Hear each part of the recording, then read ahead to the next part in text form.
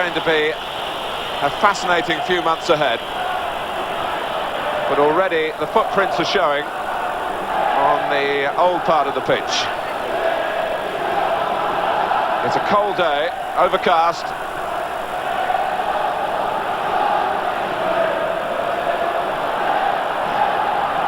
Juventus, whose strengths really are in attack, and Hessler carrying them forward here. It's his cross.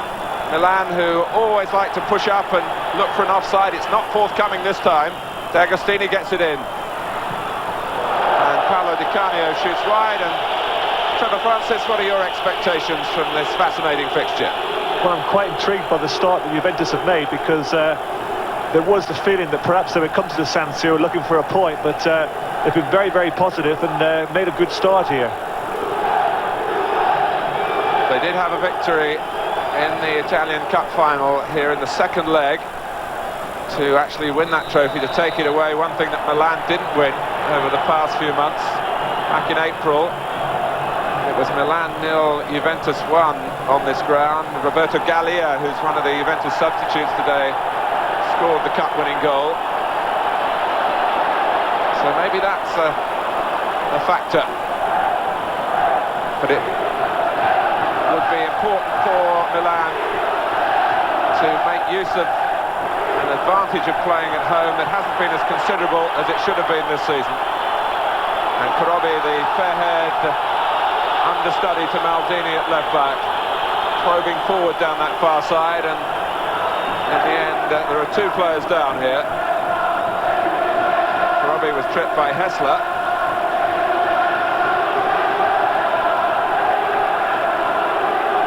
Well, Milan have certainly shown that this season at home they haven't been as convincing as normal. I think they've lost the two against Sampdoria and Inter Milan, and that's possibly one of the reasons why Maifredi has come here today with an attacking formation, and he's going to try and play a positive game, trying to attack Milan. Bonetti was the Juventus player in the wars with that head collision. He's a very tough competitor, Dario Bonetti, being consoled by another of similar stature, Carlo Ancelotti. So quite properly Milan have the free kick as the game is restarted. Karobi was fouled. Donadoni looks to clip it in, and Bonetti still trying to come to terms really with getting his senses back, and he really didn't want the ball.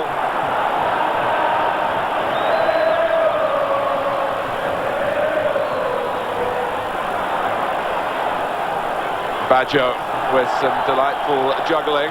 Franco Baresi, who was injured in Milan's last league game away to Roma and missed Italy's international, which has taken place during this short break in the league programme when they won 4-0 in Cyprus. A couple of goals there from Aldo Serena. Sampdoria's Lombardo, playing his first international, was also a scorer. Great start for him. Here's Hullet. Confident enough to try the shot early.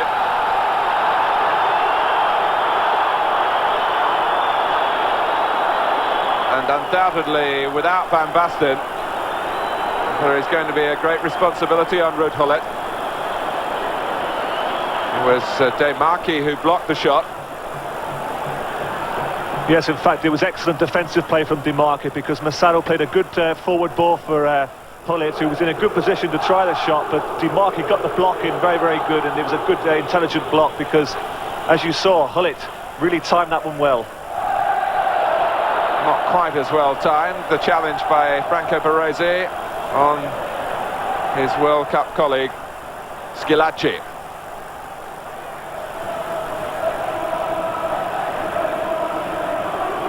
Hessler making good progress, and Schillaci being singled out by the Milan supporters for a spot of derision there, although he had no chance of keeping that one in.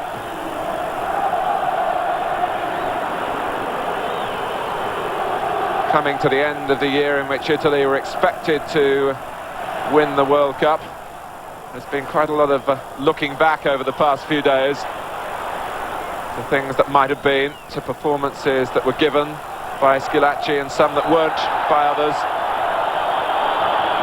There has been this poll in one of the leading newspapers here, which ended with Maradona voted as the most hated man in the world by the Italian readers, beating Saddam Hussein in that, which has surprised some people. It didn't surprise me, because Saddam Hussein didn't knock Italy out of the World Cup.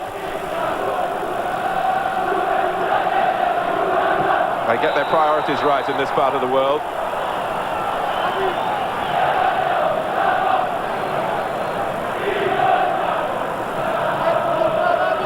So a very brisk opening phase to this Italian First Division fixture. And I also think, Martin, if Italy had won that match against Cyprus, the Italian manager Beschin would have been high on that hated list. That's absolutely certain.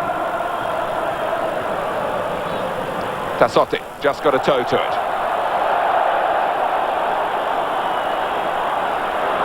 Corini, who's fitted in snugly, he's a current under-21 international.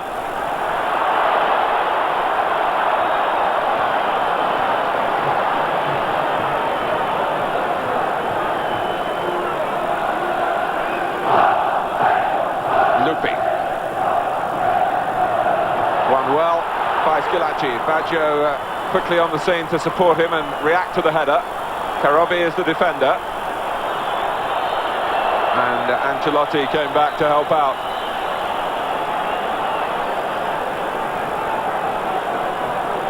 Juventus have only lost once in the league since Baggio joined them. That was away to Bari last month.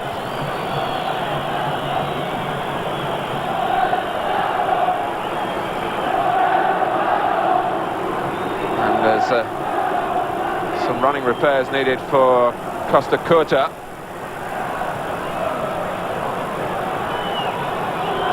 Costa Curta was in that Italian squad away to Cyprus. He was a substitute, didn't get into the action, but a step nearer becoming a full international.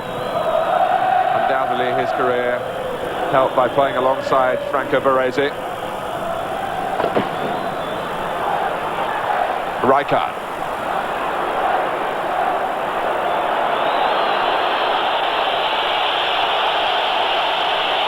Well, the back pass not widely appreciated, but Juventus in the league here last season put on a pretty good show and were beaten 3-2 in a cracking game. They got their revenge by winning, as I say, in that Italian Cup, and also beating Milan towards the end of last season in Turin in the league. So a defeat that inflicted great damage on Milan's hopes of beating Napoli in the championship race.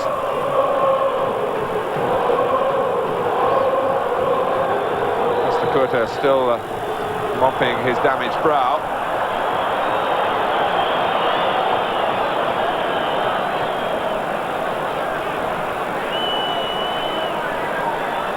Bonetti with the throw.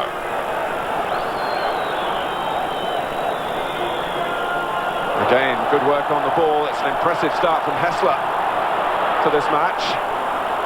He feinted to shoot. Milan played for offside and they got it.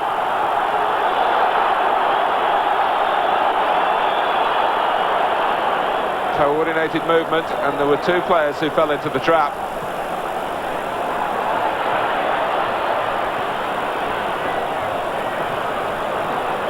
But Thomas Hessler showing well in midfield for Juventus. Baggio. Hessler involved again.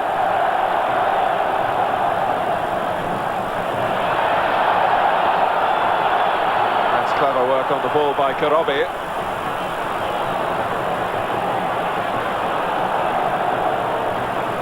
You almost need two sets of studs to play on this revamped surface. It's certainly a long stud in the wider positions, where Hullet finds himself at the moment. The cross from Tassotti was one that Massaro very nearly got to, coming across the defender. Well, it's a great ball in from Desotti. I was just thinking the type of ball really that Van Basten loves. Just wondering how much that AC Milan are going to miss him today, especially with Juventus having a weakness in defence without Julio Cesar, who's suspended. Yes, Julio Cesar, who managed to get himself sent off in 2 consecutive matches.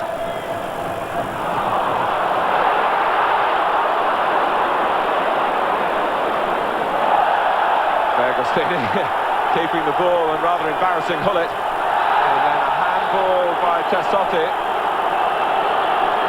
Well, some referees would automatically reach for the top pocket and produce a card for that. Not the case today. Juventus settle for their free kick and look to make maximum use of it with Baggio. Carini.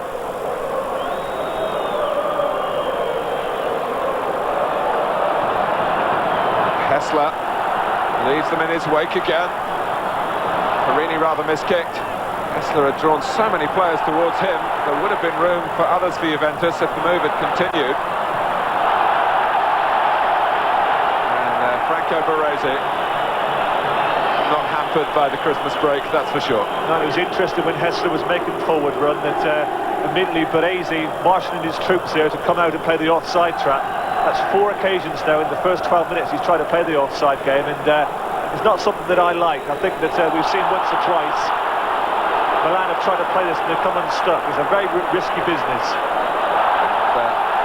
Overindulging on the ball in your own half can be a risky business as well, even when you are the World Club champions. And Juventus were chasing for possession here, they got it, and in the end Ancelotti wrapped a not too friendly arm around Baggio, who, apart from being a penalty specialist, is also, of course, deadly from free kicks from distance. This possibly a bit too far out for him, he just dinks it in. And some complaints there by De Agostini that Carbone had fouled him. On the subject of playing offside, it does surprise me a little that a player of Franco Baresi's experience likes to play the offside, because he's undoubtedly one of the quickest players in the Italian First Division. And I tend to associate the offside with players who perhaps don't have his sort of pace, and you'll have to play it to compensate for their lack of pace. But Baresi is so quick, he doesn't need to play the offside. He's having a lot of work to do with Juventus looking good. With 13 minutes gone, and Pazzagli just grasping it. Schillaci coming in quickly. Hessler's cross.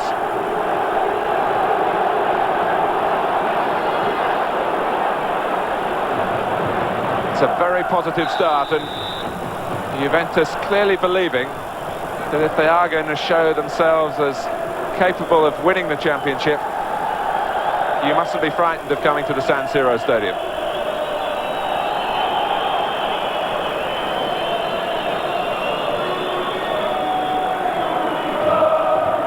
Oh, but the pitch again is going to make for mistakes. Came because D'Agostini didn't hit a simple pass cleanly, and Juventus were caught having to work it around at the back. They lost out, and Lupi had to halt Massaro unfairly.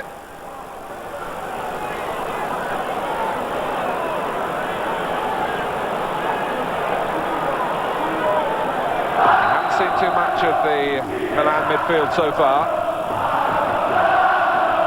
Ancelotti drives it in, and they were hoping to build off the flick at the near post. I'm just thinking there, how often do we talk in football about passing the ball along the carpet?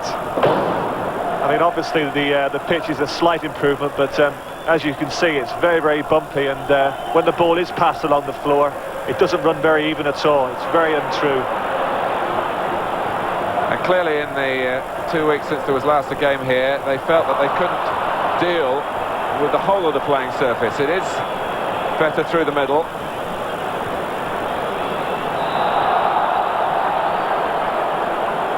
But it's surely only temporary repairs.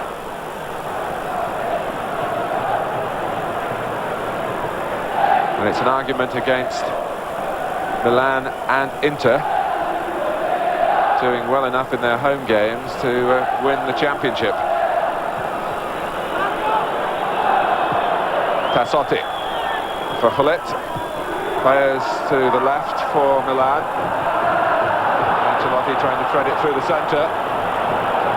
And neither Hullet nor Massaro was quite on the same wavelength.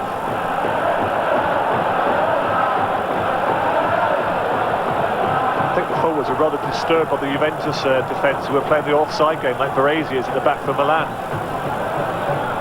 Pushing out very, very quickly, and they just couldn't find the space needed.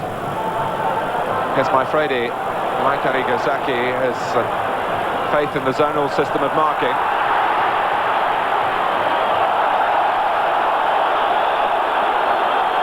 Well, Massaro can at least draw credit from his work in the opening 15 minutes that he has been fouled a number of times. He got into one promising position in front of goal from a Tassotti cross. He's a very experienced replacement for Van Basten, of course.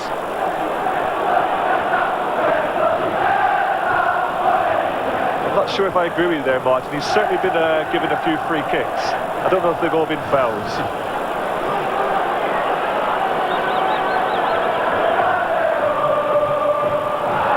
Hit again by Donadoni this time. Carboni, no offside, chance for Milan. And Taccone was left exposed then by the run from deep by Stefano Carboni, and it bounced off the goalkeeper, off the left back and behind for a goal kick. Well, you saw exactly the way there to beat the offside trap. Carboni played the ball, continued running for the 1-2, and there's no way any defence, no matter how good you are playing the offside, can cope with that. Hullet not allowing himself to settle on the ball, wanting to play it in quickly, and Juventus with this back line not looking quite as convincing in using the zonal system of marking as Milan, who of course have practiced it for more years. Well, in fact, it was good, intelligent play from Carboni, because he just played the ball and followed it. And in this situation, when the team is playing offside, it's not so much the forwards who can get in, but midfield players and defenders make him run some deep positions. They cause problems to the opposing defence.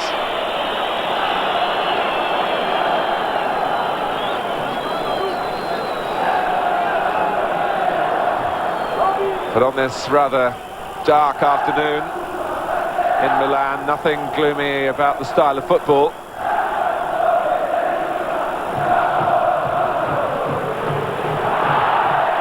Marocchi caught in possession. And Donadoni fouled by Carini. Foul that time, Trevor? Most definitely, yes.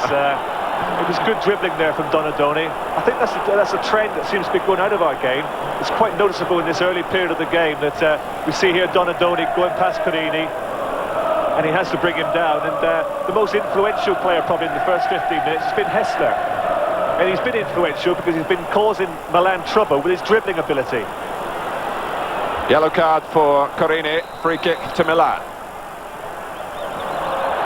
That's Costa Curta, and that could have fallen in Milan's way. Taccone is a marvellous goalkeeper. I think watching him over the years, you do feel sympathy for him that he hasn't achieved as many international caps as perhaps his ability warrants. Zenga has just been given the preferential treatment. He got in and really has been good enough to stay in. Pushed there by Ancelotti, whose international days are over by his own choice, on Baggio, who of course is very much a focal man for the Italian manager Beschin.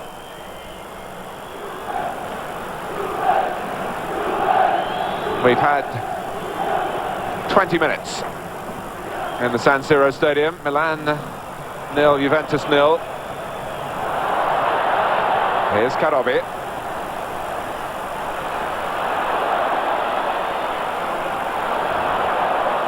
Milan appealing for a corner. Bonetti had one season in the red and black stripes, 86-87. He really has moved around the Italian First Division, never short of a job. The hard tackling defender. It's a corner though, being lined up here by Donadoni.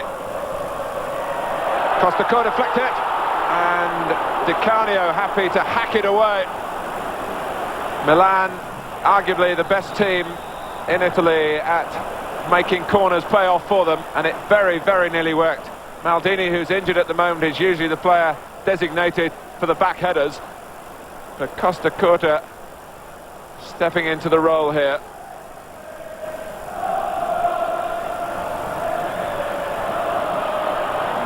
Schillaci.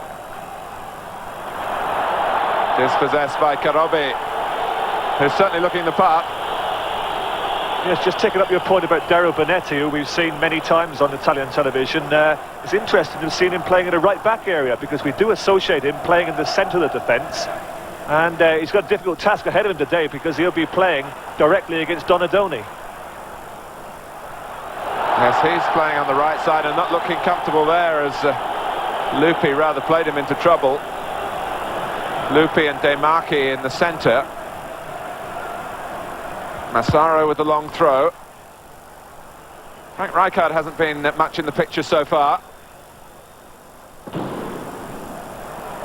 And Juventus knocking the ball around delightfully. Baggio. It's a pass that D'Agostini completed.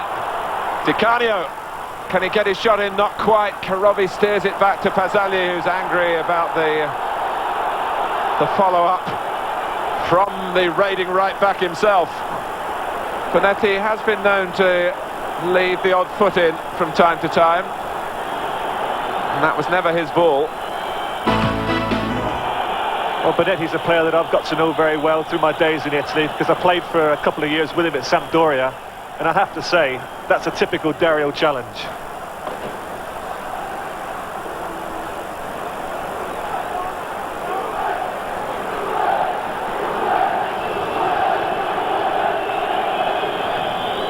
But when Di Canio just shuffled to his right a moment or two ago and was looking to get into a position to shoot, it looked worrying for Milan.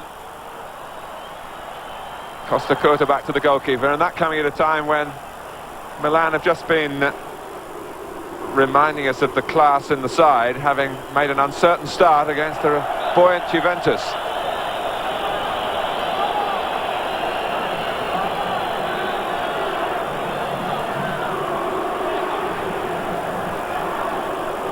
Goal scoring isn't always the only barometer in the Italian First Division. There's so much talent, so much technique. Players who can make light of testing conditions. Pullet wanted a bit too long then. The coach for Juventus, Gigi Maifredi, just sitting down. For the Dutch era over in terms of the European Footballer of the Year. Gullit and Van Basten past winners, but Matthäus an almost unanimous choice for his work with club and country.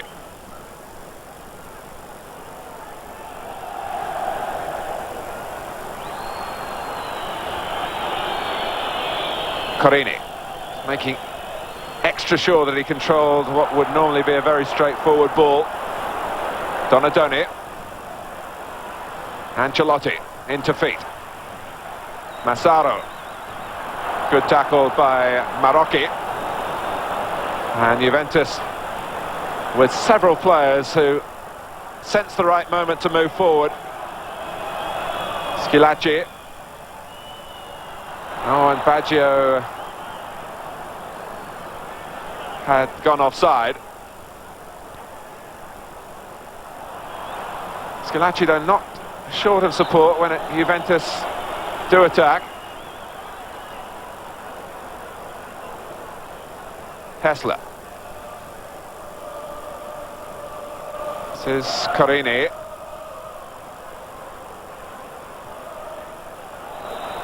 And again, Baresi has got the chorus line.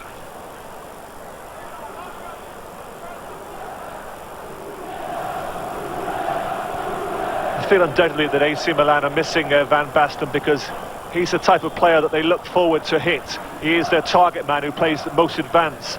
Massaro and Hullet are very, very good players in their own right, but they tend to play a little bit deeper off Van Basten, and neither of them like to take up the more advanced position. Yes, Milan have scored 12 goals in 12 league games this season. That's not an impressive tally, really. They've only let in 6, but of the 12 they've scored, 5 have come from Van Basten.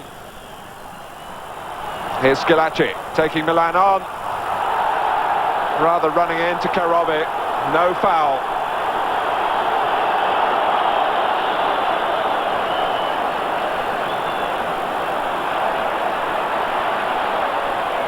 Karobi came across him and was not trying to get out of the way, that's for sure. Baresi. The ball wouldn't quite run for Hessler. But it is remarkable, really, that Milan, with all their calibre, haven't scored 3 goals in any of their league games this season. The wins have all been close, really, in terms of the scoreline. Can they manufacture a goal now? Rijkaard on the right. Ancelotti. It was well struck. Not an easy ball to take first time. Baggio. Chased by Carboni. Carini, who's looked very comfortable in the Juventus midfield. A player in his first season in the first division.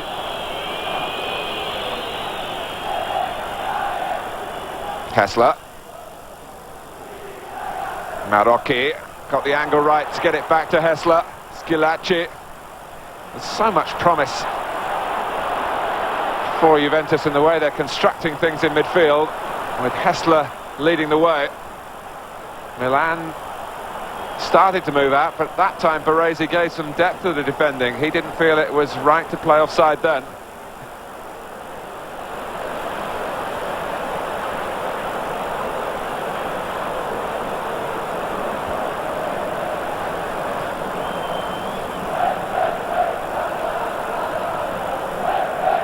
Rijkaard.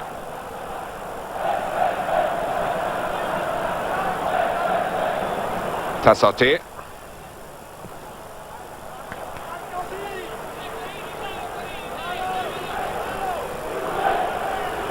Both these clubs, of course, have got European competition to look forward to in the new year. In the quarter-final stages. Oh, and Tacconi's come a long way. Hullet hits it towards a goal that wasn't exactly open, but lacked a goalkeeper. And didn't hit it with any power. There's a trip now by Marocchi on Tassotti.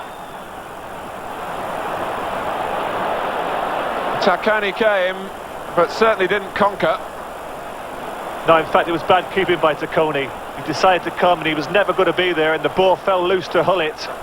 And really, Hullet should have done better. That goes down as the best chance of the game, and it's a chance that he'll reflect on, that he probably should have scored.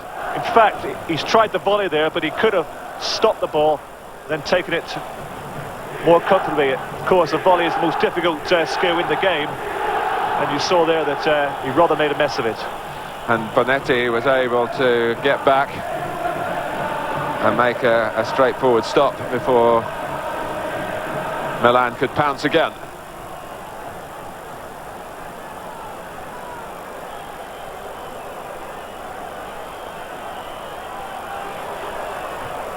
I think on this occasion, it's one occasion where Hullet cannot blame the pitch, because as you can see, the ball was in the air, and you know, it is a difficult skill trying to volley the ball, but a player of his ability should really have done better.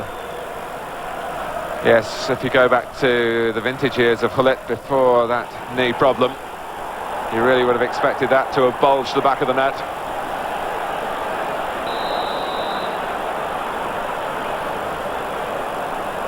Half an hour gone.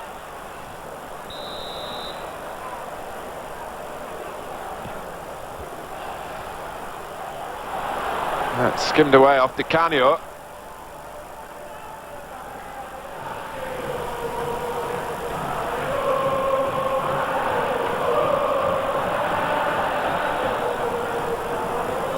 Rijkaard having to play on the retreat though. Baresi lifting it forward to find that Milan had fallen into their own trap. If Juventus were to win today, incidentally, it would be their 1000th victory in the Italian First Division. They, of course, have by far the most impressive record, 22 championships. But none since 1986, which by their standards represents a pretty barren spell.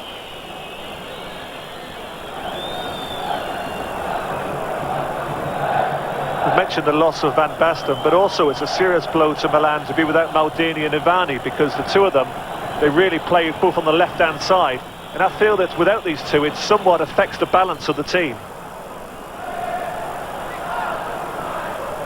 They're having to play Karobi at left back and Donadoni on the left-hand side, and I feel that Donadoni probably does more of his better work on the right-hand side of the field. But with the absence of Maldini and Ivani, they've had to reshape somewhat.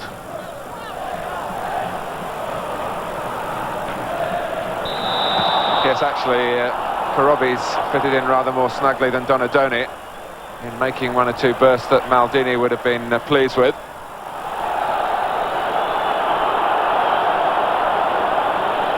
It's a foul by Rijkaard, whose troubles this year actually started against Juventus when he was sent off in the first leg of the Italian Cup final. That was a match in Turin.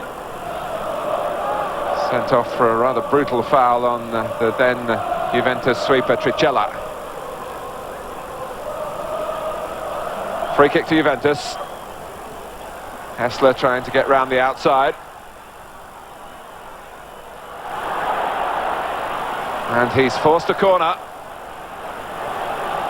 Not settling for the easy ball in with his right foot.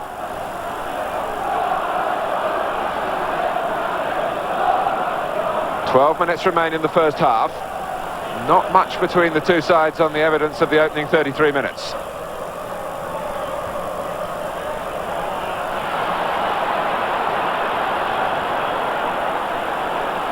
I have to say that I'm somewhat disappointed with the set pieces. Milan have had various free kicks from good positions, and there you saw Juventus wasting completely a corner put into Pizzali's hands. Schillaci takes them on, and that caused enough panic for Baresi to go into a tackle that he was unlikely to win, just to stop Schillaci by whatever means. It was a wild wave of the left leg.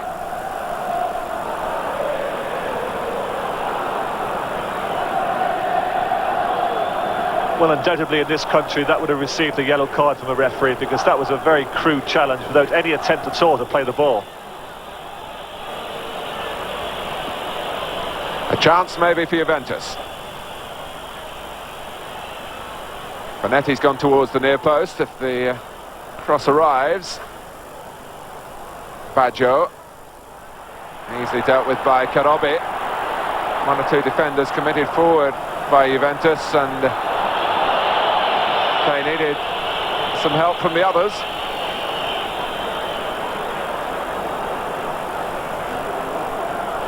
You tend to associate Baggio, because of all his individual ability, as being an individualist, but there you saw Baggio, the team player.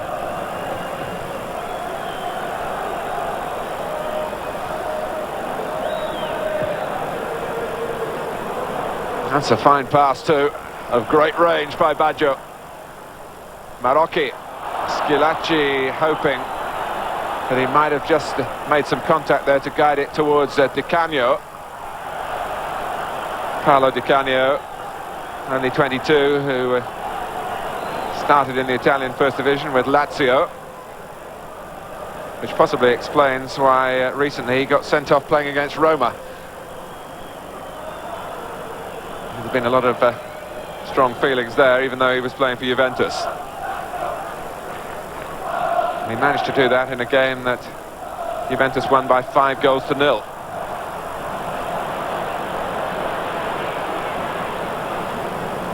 De Agostini having problems with the pitch rather than Carboni, who came up with the ball. Ancelotti. Carini was obstructed.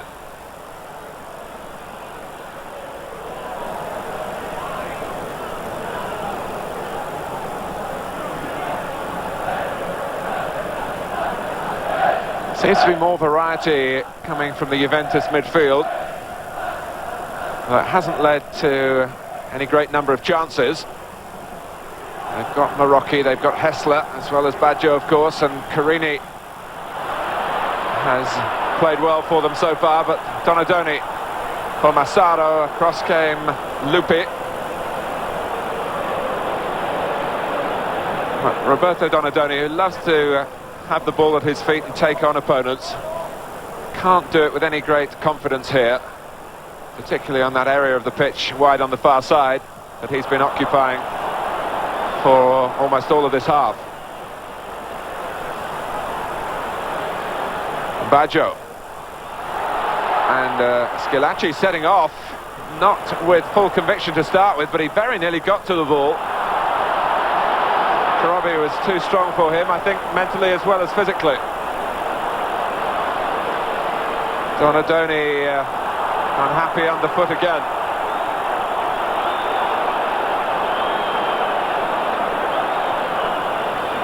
Ancelotti, that really does suit the defender.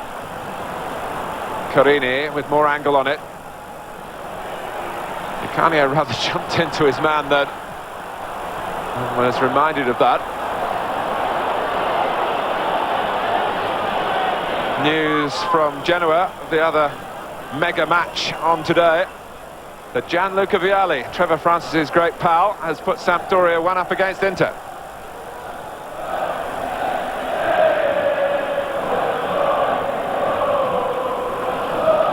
Carini.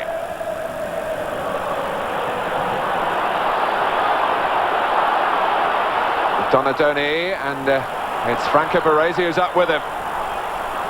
Milan looking just to mix it up a little bit here, with Baresi recognising arguably the first opportunity in the match that he's had to come forward.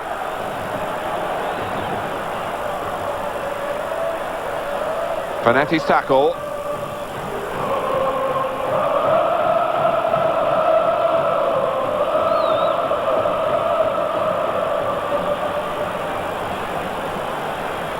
Massaro trying the long throw. Touched off by Schillaci. Baggio got the ball to run for him.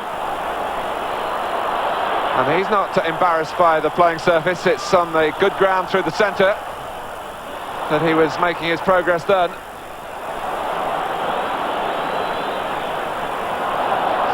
Which really is, in contrast, Trevor, to the basic principles of the game. Get it wide, we say so often, but here, that really is not to anyone's advantage. But you know what they say, Martin, that good players can play on any type of surface. But when you consider the type of players we've got here today, like Rijkaard and Hullet, then for Juventus, I'll just leave it there for a second. Hullet, Carbone. With players like Baggio and Hessler, they literally cost millions and millions of pounds. And really, to display their skills, they do deserve better service than this. Just over 5 minutes to go to half-time, a Milan corner. Angelo Carboni to take it. Oh, and it's blocked on the line from Costa Curta. Tacconi went down for it, but couldn't make it his. Carboni again. Well, hard to make chances in free play, but corners will always, if they work well, have some percentage. Costa Curta unmarked, bounced beyond Tacconi, and there was cover on the line.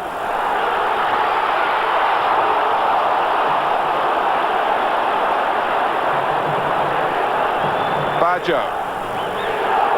The home supporters encouraged. Baresi stepping in. Milan trying to mount a furious finale to this first half. in which they haven't been able to break through against the Juventus side that's shown plenty of class of its own. I commented earlier that Milan wasted a number of good opportunities from set pieces, i.e. free kicks from good areas. But in fact, they had two corners, one a near post flick on, and there you saw Costa Curta coming in the centre of the goal, almost scoring. But they've looked very, very dangerous. Donadoni.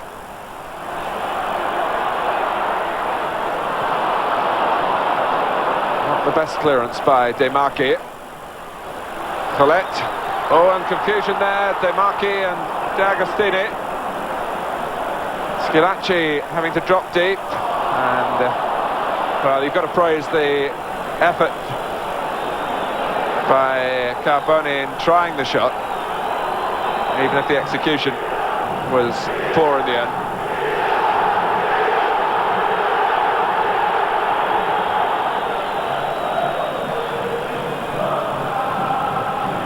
Having matched Milan for much of the first period, Juventus just finding it a little more difficult now as half-time approaches, but they'll be pleased to get a free kick now.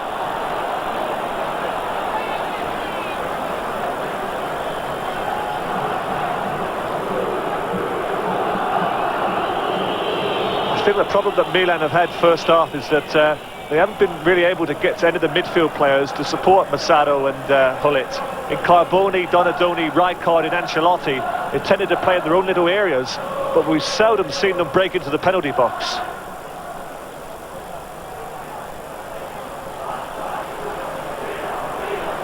Hullet, that was guided down intelligently and accurately.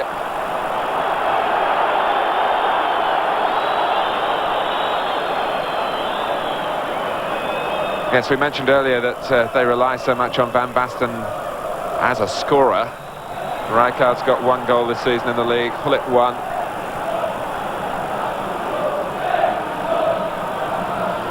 And it's only through putting bodies into the penalty box that chances arise. It's interesting that the two corners which we've spoken about, there were a number of Milan players in the penalty box, and that's where they had the two chances.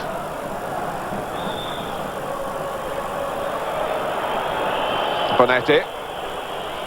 Oh, and Parisi needing a second bite at it.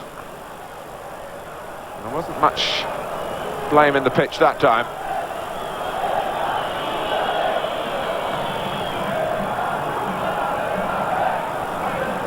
Hessler trying to finish the half the way that he started it as a major influence. Great play from Hessler, and the cross not quite deep enough. His target was Giancarlo Marocchi. But he had a whole line of Milan defenders repositioning then with one turn as he looked to get behind them again, having checked back initially onto the left foot. Yes, he's actually been a constant threat to the Milan defence, and that's the type of player that Milan are looking for from Donadoni. You see him trying to break there, and that's what they must get more from Donadoni, because he's got exceptionally good talent, especially dribbling talents, but he hasn't really shown it in his first 45 minutes. He was being chased all the way by Carini, who actually, when he did tackle him, tackled the ball first. But there might have been a spot of holding before that.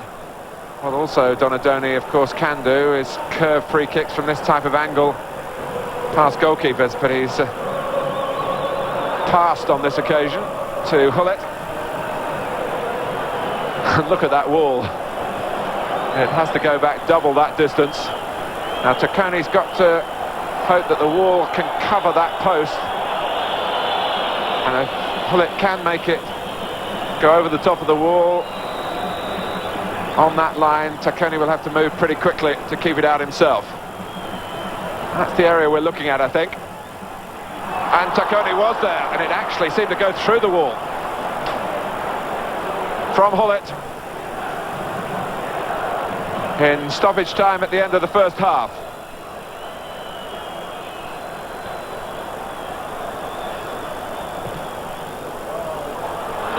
That was the use of an arm by Marocchi.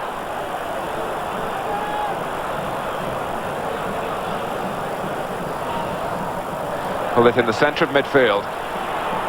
with Rijkaard. Dutch influence on this attack. Carboni.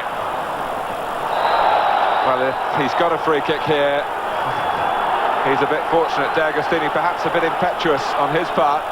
Carboni was in trouble of his own making. And maybe a last chance in the first half to get a goal for Milan. They have looked more dangerous at dead ball situations.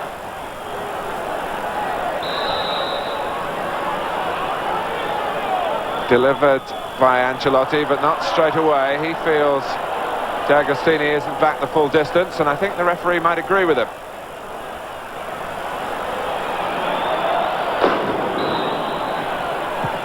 Ancelotti deep, Hullet to it, and at least it's an effort on goal.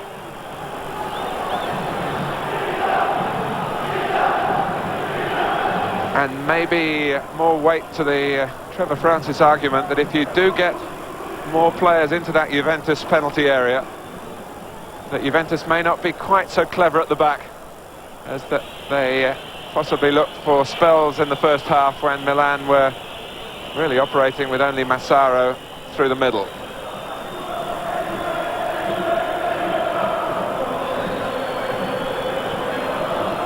Two minutes of stoppage time played. Referee Beschin checking again with his watch, and Juventus quite happy to see it through here to a pretty even first 45 minutes territorially, although Milan had far more shots. Juventus hardly managing one in anger despite their more inventive midfield play. And a good start for Donadoni to the second period to dispossess Bonetti. But initially, it seems, Donadoni will continue to operate as a midfield player wide on the left-hand side, which is something of a sacrifice of his skills. Massaro trying to propel the ball into the heart of the Juventus penalty area. And that's Ancelotti! Wow!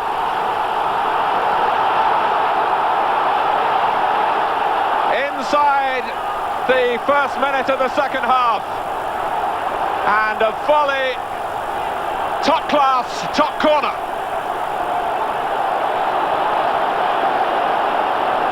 Well, that's the second look, and they can go on showing it as far as I'm concerned. Well, it was a great long throw-in from Massaro. You see Rijkaard in the penalty box challenging there, and it breaks to Ancelotti, and that's an absolute stunning volley. He did what Hullet failed to do in the first half. A magnificent goal.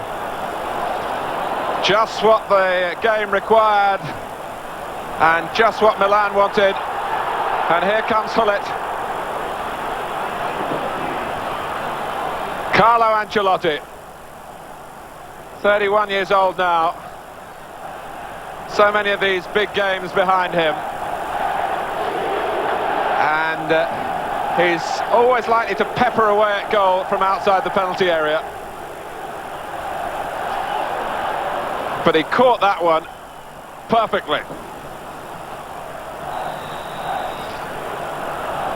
And Tacconi, well, he didn't have a chance to even think about the save. It was that well hit. And really it couldn't have fallen to a better player. Undoubtedly Ancelotti, he hits a real clean ball. He's got tremendous power from any sort of distance, and that was a tremendous shot. Here's Rijkaard. It's Donadoni lurking on the edge of the area and hoping to match Ancelotti.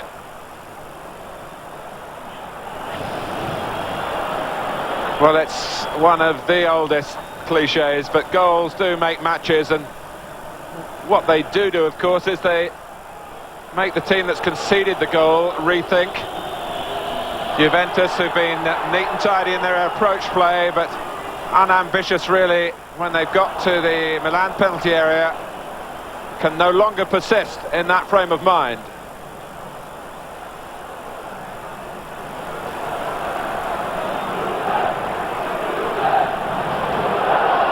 Costa Curta finding the ball dropping over him, and Thomas Hessler hoping to collect it. had he done so in his stride, and it was by no means easy, there could have been the formula for the fight back then. Well, once again there we see Milan trying to play the offside rule, offside game, and really they are risking. Thomas Hessler, if his first touch had been better, he'd have been through for a clean shot at goal. They do risk, Milan, and I think that teams that continue to play the offside will eventually get found out.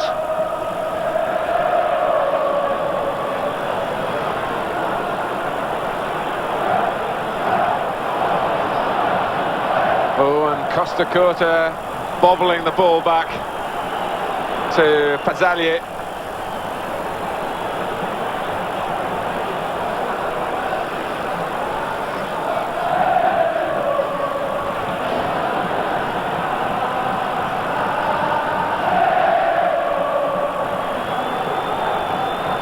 Well, how will Juventus cope? They've scored almost twice as many league goals as Milan this season. They're not short of attacking craft, although they haven't supplied Schillaci in quite the right manner as yet. Corini. Nicely working the triangle with Marocchi.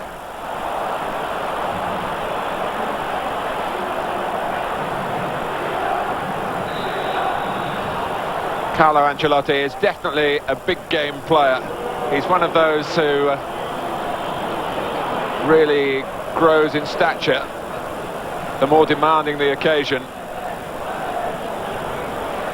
And he's found a goal worthy of the occasion and more. Milan lead 1-0. The header out by Baresi. Baggio. Juventus free kick.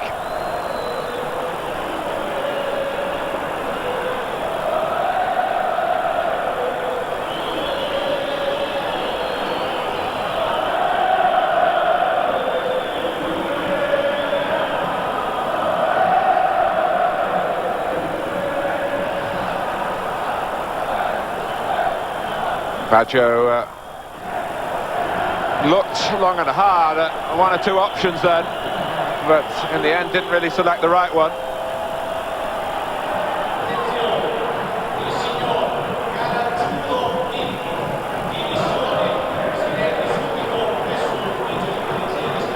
The only consolation for Juventus is that there's plenty of time for them to get level again.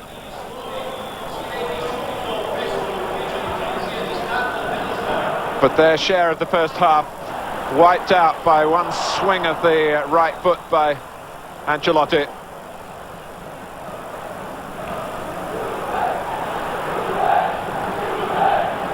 Marocchi. Oh, and didn't quite come into the stride of Baggio.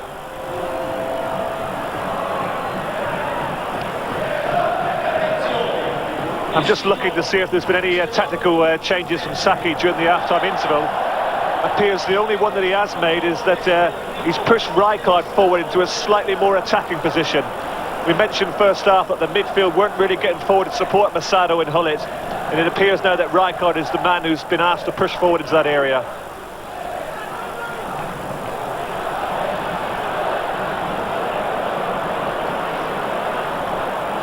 Corini. Schillaci with that acceleration that was so conspicuous in the World Cup.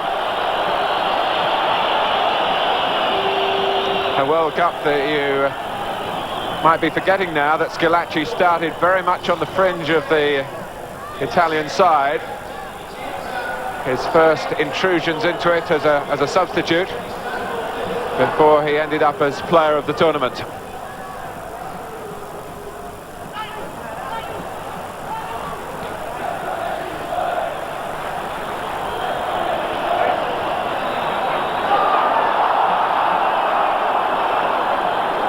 By Hullet on Marocchi.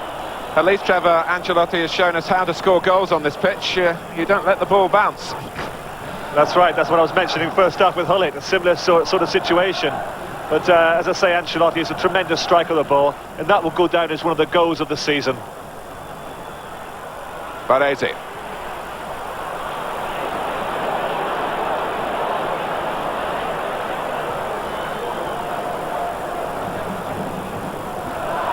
Rijkaard's tackle, and his pass, though prone, was always likely to be inaccurate.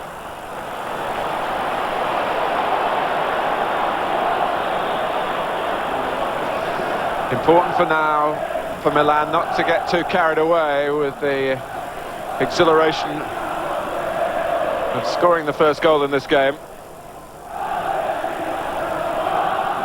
Massaro out tackling De Marchi. Gullit with perhaps a run on against De Agostini.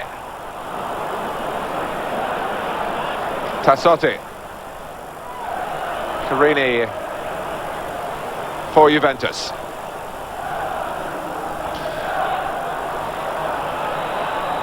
Baggio,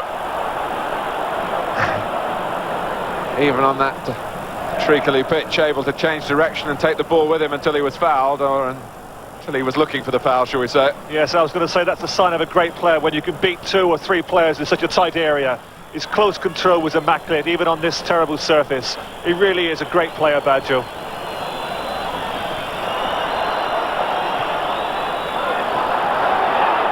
Rijkaard, pull it to the right. And now making the angle. Beautiful pass. And a classic goal again for Milan.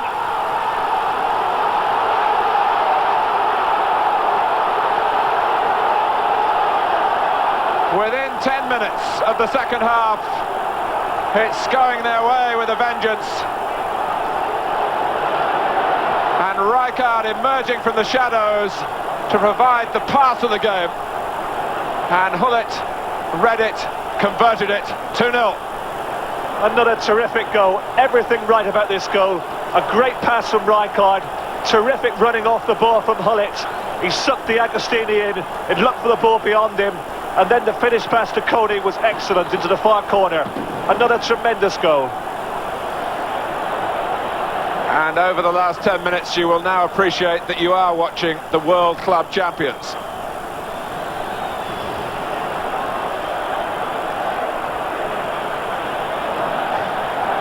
One goal was going to be difficult for Manfredi's team.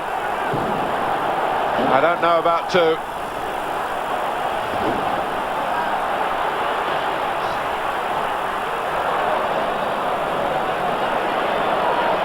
But they did themselves lose a 2-goal lead 2 weeks ago to Cagliari. They were the home side then.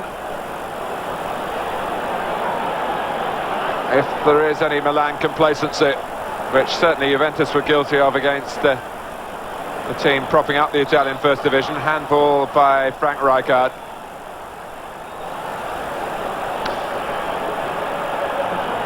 Well, to wait a pass on a pitch as unreliable as this one, as well as Rijkaard did then, was a marvellous moment for all football lovers. Costa Curta, you remember, got a cut in the first half.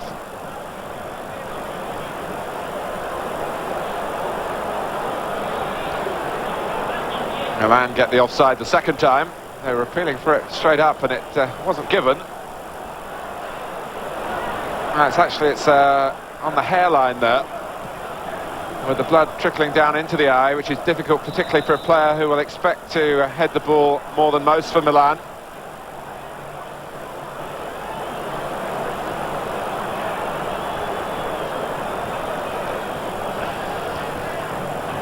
And he has to go into a challenge straight away with Schillaci. Ancelotti did well. Rijkaard. Donadoni, of course, is very right-footed to be playing on the left-hand side, where, of course, Ivani, who does such a sterling job, was actually injured prior to the World Club Championship game in Tokyo and missed out on that trip. Yes, Ivani's not one of the big names that you associate with Milan. He's not hasn't got the charisma of a Gullit or a Van Basten or a Donadoni for that matter, but he's so important to Milan because, as you say, he is left-footed and he gives the team great balance on the left-hand side. And he's so unselfish as well. But they're doing well enough without him. And what you have, even in trying conditions against testing opposition, if you have good players then the chances are that they will produce something. And that's what's happened here. Free kick to Milan, 18 minutes into this superb second half for the home side.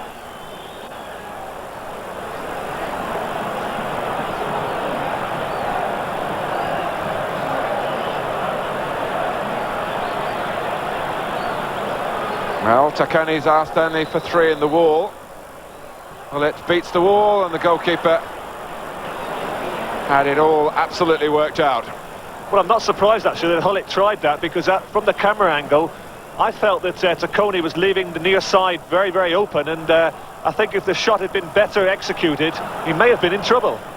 He's a sort of character, Tacconi, a very confident man who might even set down the challenge to say, come on, that's where you want to put it, try and beat me from there.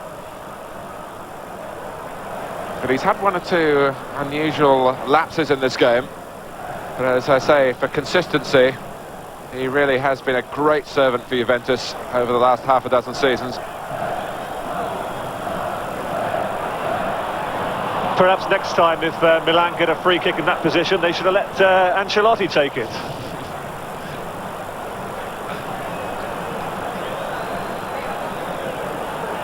Laid off by Marocchi, and De Agostini challenged first of all by Carboni. Juventus haven't been able to change their style too much. It's easy to talk about the theory of tactical changes, but against the Milan side now that are mentally absolutely right, which wasn't the case in the first half, it's going to be a heck of a task to turn it back. Yes, and I think we should point out that we shouldn't forget the fact, of course, that Juventus are without Casaraghi, of course. He's been out for a while now with a dislocated shoulder, and they do miss his attacking power. The attacking power coming from Milan. Hessler, though, trying to trigger something off here for Juventus from midfield. Well, that's like playing on a ploughed field in there. And Baresi's obviously done that a few times, judging by the way he solved the difficulties. Great play from him. Suitably rewarded by the crowd's reaction. Tassotti's cross. Hullet trying to set it up.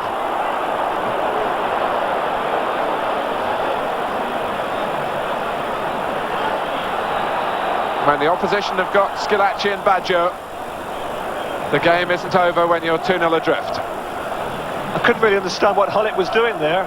Really, should have, in that situation, it should have been more selfish. Could either have tried the volley or perhaps brought it down and had a shot himself. Shouldn't really have tried to lay it off in that situation. Donadoni. Hullet to the left of him and not marked. Donadoni going all the way, and Lupi challenging him, but not fouling him.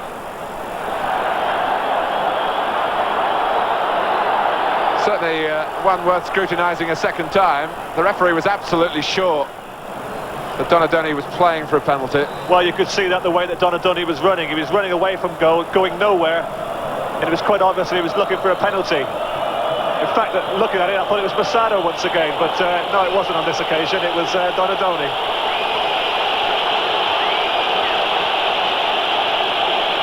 Juventus have, as Trevor predicted, called for the extra attacker, Alessio, and taken off a defender.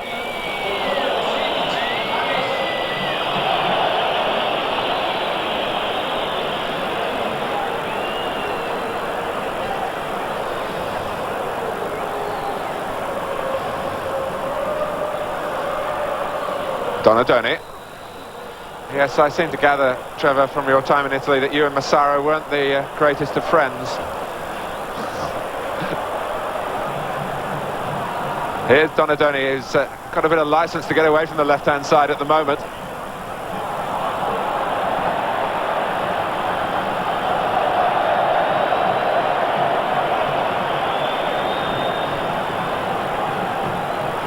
Interesting substitution there. Dario Bonetti coming off to be replaced by Alessio. A substitution that obviously met with the approval of the AC Milan supporters.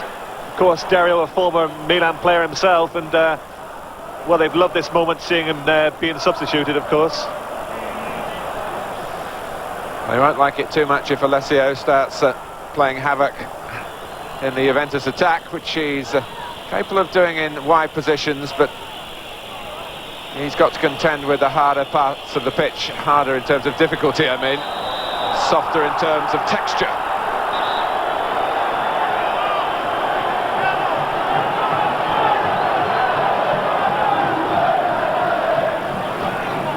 Baggio with Juventus staring in the face. League defeat number 2 of the season. But still a quarter of the game, just under, to go.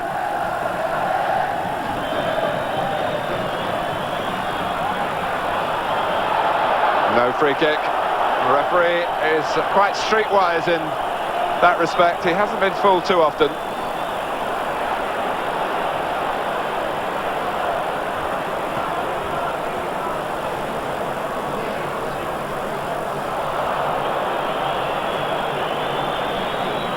If it stays this way and Milan do get the 2 points, a setback for Fredi. Not one that I suppose would be altogether unexpected for him. He would deep down have recognised the difficulty of taking on Milan in their own backyard. But for Milan, a chance to keep the pressure on. The club's above them, and of course they would go level on points with Juventus with a game in hand.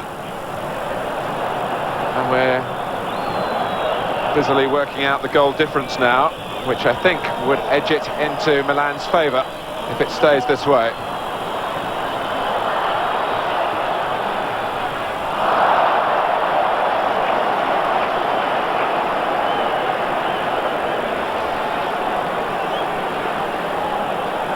Yes, it's obviously in many respects a very, very big game for Milan today, and also you must remember they do have this game in hand, and the game, of course, is against Pisa, who are not one of the strongest teams in the first division.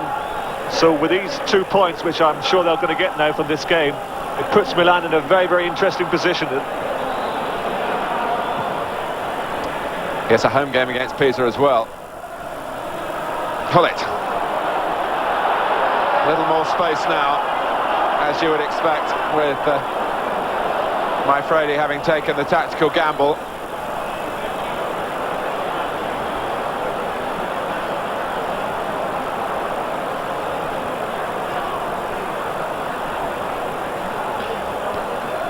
D'Agostini.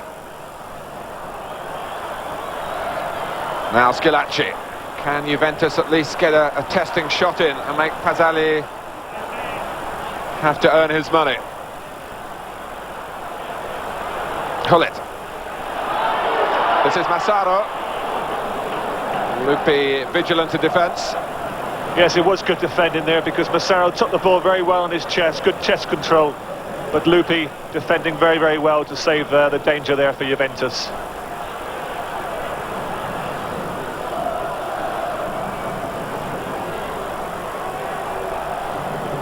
One or two little tricks coming out now, and we started by saying that Gullit is getting closer and closer to his pre-knee injury form.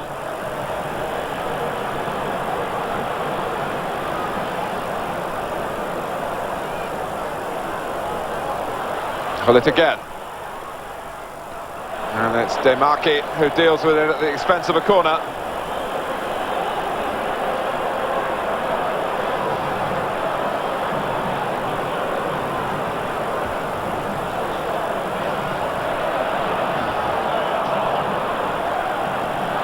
Baresi had to play that under some pressure, but it very nearly provided a through ball for Rijkaard. Well spotted by Tacconi off his line.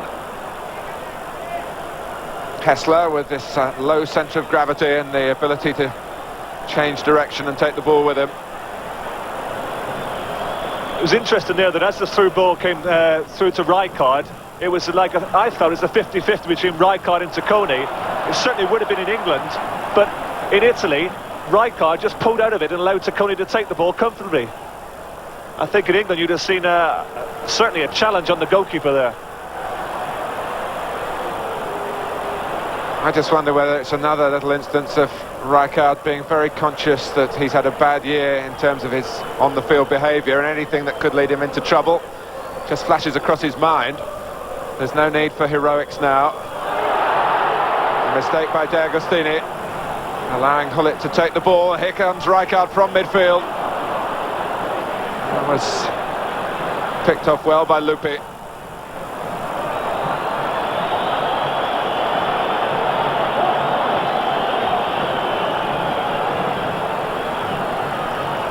Yes, Lupi certainly defended well. 2 good interceptions there in the last couple of minutes. But it was once again a forward run from Rijkaard that caused the problem. Something that we didn't see in the first half.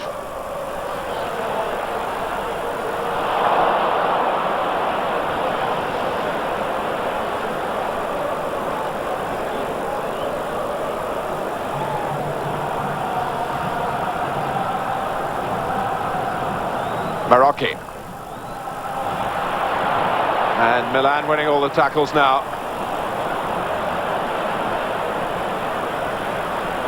Alessio. Well, they've won that one, but unfairly.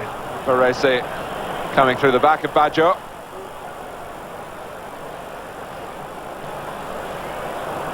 Still 15 minutes to go, and if Juventus could poach a goal here, it really would be some finish. De Agostini. Schillaci jumping with Karobi.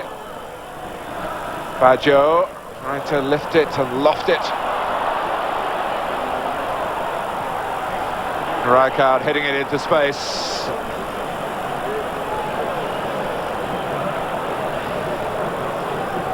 Just looking at the Juventus team, obviously they're lacking one foreigner today because Julio Cesar is not playing, so the only one they have is Hessler. But they don't have their allowance, of course, because they're missing the third foreigner. And I just feel that with a third foreigner of great class, it would give them that little bit extra that perhaps they're just lacking. Something that would perhaps give them that bit of class to win the league. Donadoni. Yes, for a long time, of course, earlier in the season we were led to believe that they wanted Des Walker to be that third foreigner.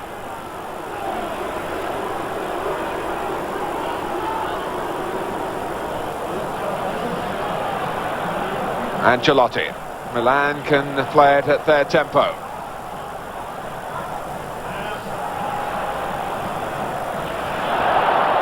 Tassotti. Milan not just settling for a holding operation. Just on that foreigner subject, of course, Leinikov and Zavarov and Rui Barros from Portugal were all given the push by Juventus at the end of last season. Yes, somewhat surprisingly, because I felt that you know, they didn't do that badly at all. And if you look through some of the teams that are challenging for the championship, of course, the influence that the 3 Dutchmen here have on the Milan team is quite enormous. And Sampdoria with Katanic, Mikhailichenko and Cerezo, 3 excellent players. And of course, at Inter Milan, they have the 3 Germans, Bremer, Matthias and Klinsmann. And that's what I feel Juventus are probably lacking at this moment, is the third foreigner, that little bit touch of class that they need. Donadoni. Rijkaard with some classy control. Baresi, what's he going to do here? Baresi trying to stay onside and not get in Gullit's way, and then perhaps sneak a shot himself. But that's how confident Milan are. Baresi well away from home at the moment, though. Alessio, but the build-up almost necessarily slow if the passes are short. Rijkaard. Massaro trying to make the pass for him. Goalkeeper hesitates. Massaro actually had more time. In fact, what he was running out of was angle, really. And I think he wanted a goal for himself and wasn't too keen on taking it away and looking for a supporting player in the centre. Whatever, the chance was What missed. a fantastic pass from Rijkaard. Playing on this surface with the outside of your foot, into the space beyond the defender from Massaro. It was a superb pass.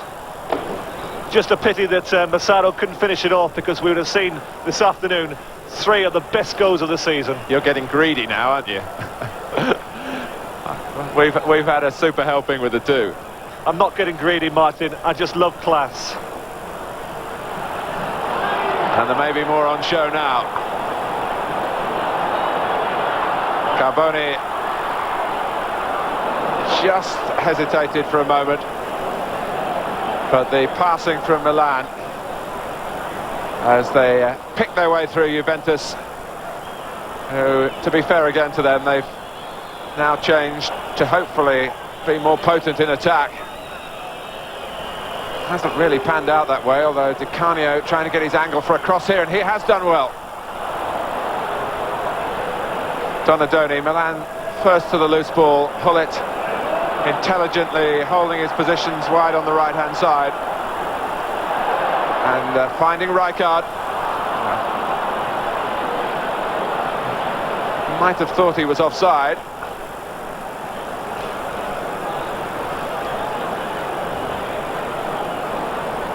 Carini. Just over 10 minutes left. Juventus have been on the receiving end, and how in the second half. In the opening 10 minutes, a double blast from Milan. Hessler. Well played, Baresi. Against Baggio. Crowd enjoyed that. Yes, it's quite significant that whereas in the first half, little Hessler, who's on the ball now, in Baggio, were quite dominant for Juventus. They've not really done much at all in the second half. Schillaci. Oh, there was a ball onto the right to Alessio, who settles for the throw. Schillaci not wanting to waste, though, a rare sight of goal.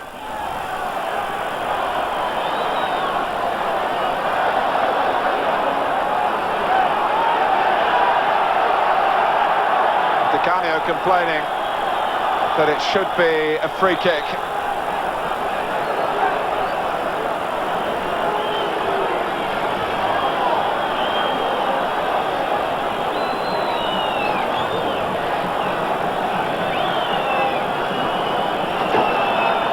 He's got more to complain about now, because he's being taken off, and Gallia will replace him. Gallia, who scored the goal that won the Italian Cup for Juventus on this ground against Milan last April. But really, he's more of a utility player in midfield or at the back.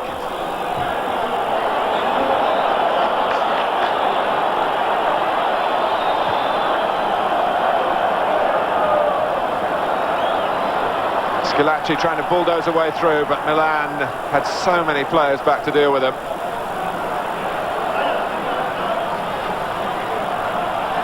Rijkaard.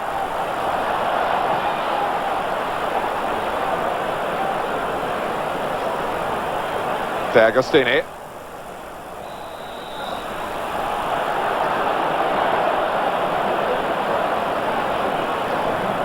Baggio picking himself up and trying to pick Juventus up.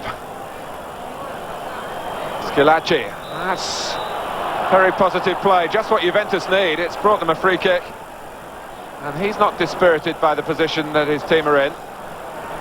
Now, once again, there we saw great skills in tight situation from Schillaci, putting the ball through Carboni's legs there for the nutmeg. That's the difference between the Italians, that in tight situations they're so good. They don't get flustered, they keep their control. Well, that's the roar gone up, I would think, judging by that Sampdoria perhaps gone ahead. A penalty from Vialli, we learn. Sampdoria 2-1. Hessler trying to pull it back to 2-1 here.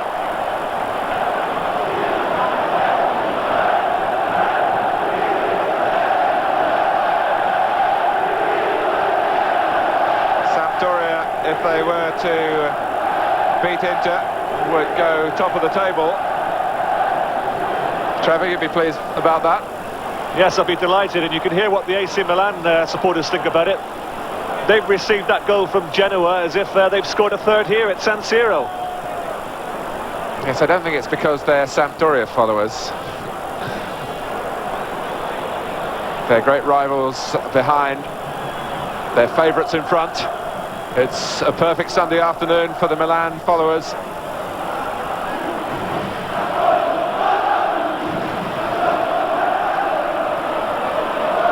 Karobi. Oh, and 2 feet used by Hessler. Now, if Sampdoria can hang on to that lead, it would be quite an achievement, because we have to remember that in the first half, they were reduced to 10 men, of course, when Mikhailchenkov was sent off. Coming off now is Hullet. He's done his job. Agostini will have 6 minutes. It's an ovation for Hullet. The high fives to the player he replaces. Always amusing for long-time observers of the game to see the little tricks that players get up to in terms of celebrations. Scorers who run round corner flags in delight, kiss the ball, to all sorts of showman things that I think are all part of the game. I remember seeing Trevor Francis score a goal, and he ran away in the traditional fashion when he played for Birmingham City, and there was a greater celebration from a teammate called Kenny Burns, who made me believe that the goal belonged to him.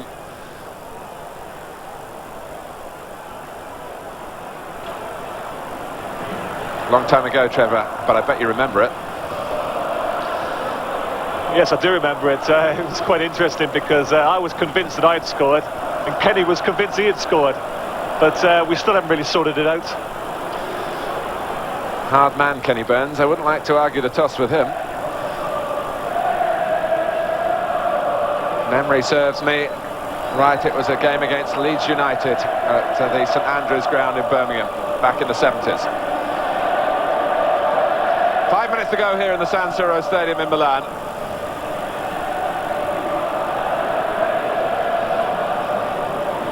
A game adorned by 2 wonderful goals, a volley from Carlo Ancelotti and a marvellously Dutch orchestrated goal, Frank Rijkaard, and Ruud Gullit the scorer. And Juventus still trying to locate the road back into the game for them, and they're running out of time.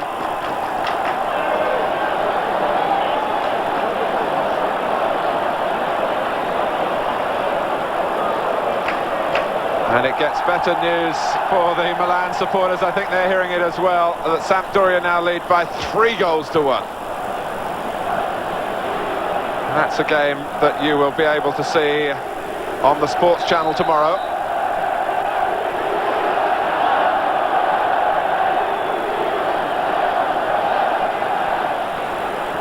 Baresi making sure that Karobi doesn't mar the Milan afternoon here. Whilst it's so easy to marvel at the dribbling skills of a Donadoni, or the passing ability of a Baresi, or for the shooting ability of an Ancelotti, what impresses me most with this Milan team is their work rate and their pressing. All good teams need to work hard, and this team certainly works very, very hard throughout the game.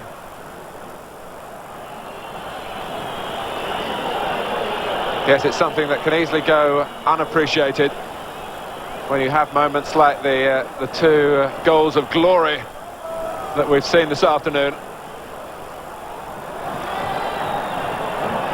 Baresi finding himself a little too close to Pazzali to be sure of the back pass.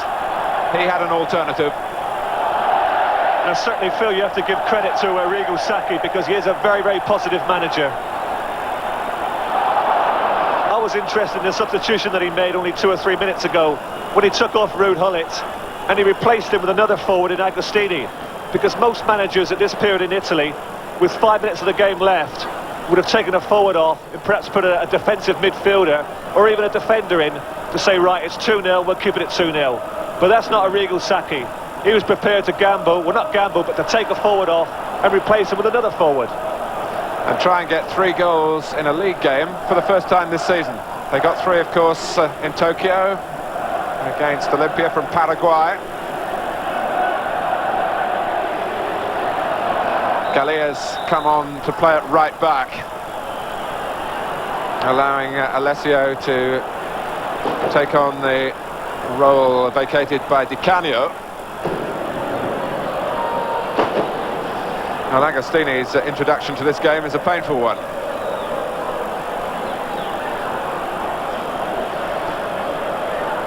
I'm sure it won't be on Gallia's mind at this moment, but after the game is finished, he'll be another player who'll be delighted with Sampdoria winning today, because he played alongside myself at Sampdoria, a great friend of mine, and he's still a very, very big Sampdoria supporter, Roberto. Milan looking to maybe substitute the substitute. This is Stropper. Again, we marvel at the resources available to Arrigo Sacchi. But it's Donadoni who's going to come off. We've talked about Maldini and Ivani being missing, Van Basten of course. But there's still men of the calibre of Stropper to be called upon. It is a skill of the club. In Italy, of course, Sacchi does the coaching and says which players that he wants, but he doesn't actually go out and get them. There's managerial men to do that, but they're very successful in that respect as well. Stropper straight away takes a free kick. Though there's only 1 minute to go, Stropper will be delighted to be on the field, because of course he'll pick up his big win bonus today. And I'd imagine that seeing it's such a big game against Juventus, it'll probably be double bonus today. And you don't get that if you're a non-playing substitute? It depends on which club you are. I think, if I remember correctly, in Italy you had to be on the playing field. And when we talk about win bonuses, we're talking of perhaps in the region of £2,000 to £3,000 for one victory. For Stropper for 1 minute.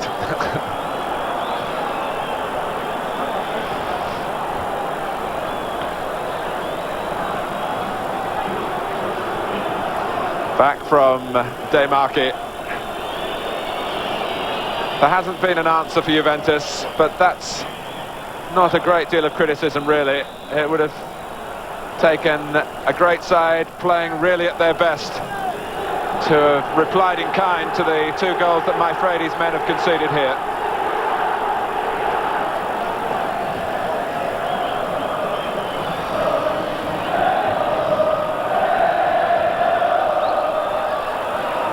Gallia well forward. And Juventus have a corner in stoppage time.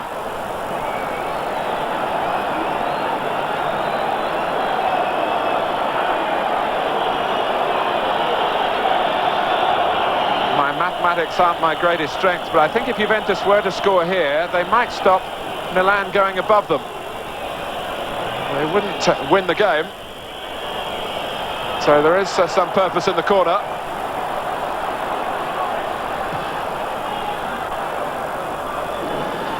The equation before the game